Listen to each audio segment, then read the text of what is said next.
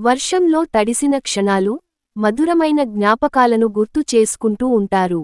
ఇలా పండుగలు ఎంజాయ్ చేస్తూ, రోజు రోజుకీ ఒకరి మీద ఒకరు ప్రేమను పెంచుకుంటూనే ఒకరంటే ఒకరికి ప్రాణంగా జీవిస్తున్నారు. పొలం పనులతో, పండుగలతో బిజీగా ఉన్నారు. మరొక రోజు ఉదయం రామ్, అరుణ ఇద్దరూ పొలానికి వెళ్లారు. ఆ రోజు పని కొంచెం ఎక్కువ ఉండటంతో మరొక మనిషిని సహాయం కోసం పనిలోకి రమ్మన్నారు. పొలంలో సహాయం చేయడానికి వచ్చిన పొరుగింటి అమ్మాయి. రామ్ పొలంలో పనులు చూసుకుంటూ ఉండగా, పక్కింటి అమ్మాయి లక్ష్మి సహాయం చేయడానికి వచ్చింది. ఆమె చురుకుగా రామ్తో మాట్లాడుతూ, పొలంలో నీళ్లు వదలడానికి కూడా దగ్గరగా నిలబడింది. అరుణ ఆ దృశ్యం దూరం నుంచి చూసింది. ఆమె ముఖంలో ఒక్కసారిగా చిరునవ్వు మాయమై, చిన్న కోపం, ఈర్ష్య మెల్లగా మొదలైంది. అక్కడ వారిద్దరినీ దగ్గరగా ఉండటం, ఆ అమ్మాయి తన భర్తతో క్లోజ్గా ఉండటం చూసిన అరుణకి ఒక్కసారిగా గుండెల్లో గుబులు పుట్టింది. ఇంటికి వచ్చాక చిన్న కోపం వికారంగా నవ్వుతున్న ముఖం. రామ్ సాయంత్రం ఇంటికి వచ్చి నవ్వుతూ, అరుణా, ఈరోజు పంట పొలంలో పని తొందరగా అయిపోతుంది. లక్ష్మి కూడా బాగా సహాయం చేసింది అని అన్నాడు. అదంతా విని అరుణ ముఖం కోపంతో ఎర్రబడిపోయింది. అంత సహాయం లక్ష్మి మాత్రమే చేస్తుందా? నేను ఏం పనికిరానిదాన్నా? అని చాలా కోపంగా అంది. రామ్కి అర్థం కాక ఆశ్చర్యంగా చూశాడు. భర్త అల్లరి, భార్య కోపం. రామ్ దగ్గరగా వెళ్ళి, అరుణా, నువ్వు కోపంగా ఉన్నప్పుడు చాలా అందంగా బాగుంటావు. ఇంతకీ ఎందుకు రా కోపం? అని అడిగాడు.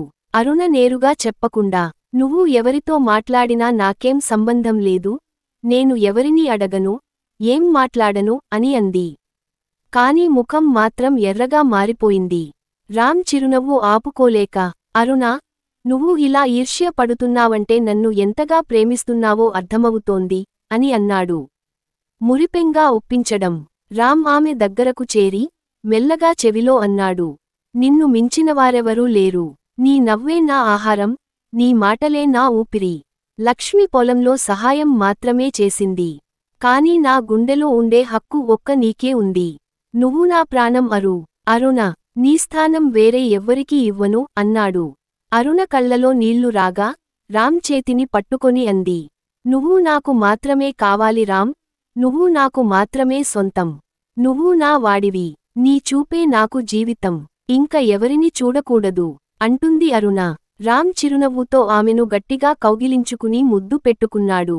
అరుణ కూడా ప్రేమగా తన భర్త కౌగిట్లో ఒదిగిపోయి తన భర్త గుండెలపై ముద్దు పెట్టుకుంటుంది. రాత్రి చిన్న ఆటపాటలు. రాత్రి ఇద్దరూ వాకిట్లో కూర్చుని ఉండగా, రామ్ సరదాగా అన్నాడు. మరి ఇంకెప్పుడైనా నేను ఎవరికైనా సహాయం చేస్తే మళ్ళీ ఇలా కోపం వస్తుందా?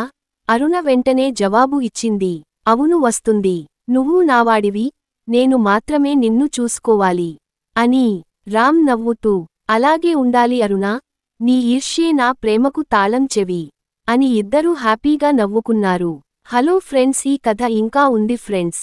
అందరూ ఎలా ఉన్నారు? అందరూ బాగుండాలని నేను ఎప్పటికీ కోరుకుంటున్నా.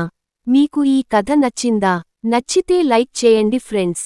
అలాగే సబ్స్క్రైబ్ చేసుకోండి, షేర్ చేయండి, ప్లీజ్ కామెంట్ చేయండి. థాంక్యూ.